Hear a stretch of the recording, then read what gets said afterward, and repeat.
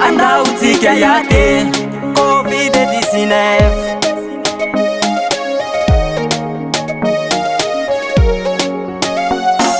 Isika rehetra no miaraka mahita ny zavatra mitranga eto amintsika ie. Tsy eto raiky avao fa manerana ny sa tontolo izao, tompona ndraikitra zao sy anao iaty am'izany.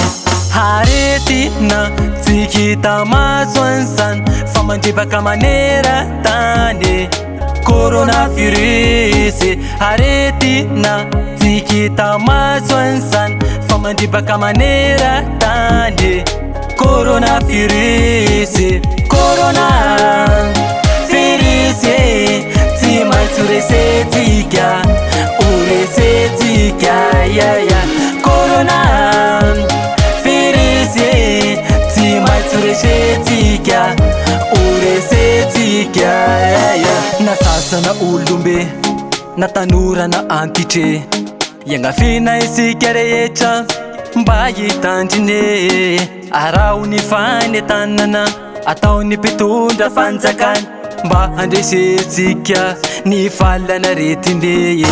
Fa sasy anao no iara entana handresiny aretina coronavirus. Fa sasy anao no iara entana handresiny aretina coronavirus. Coronavirus tsy maintsy horesetsika, horesetsika Coronavirus tsy maintsy horesetsika, horesetsika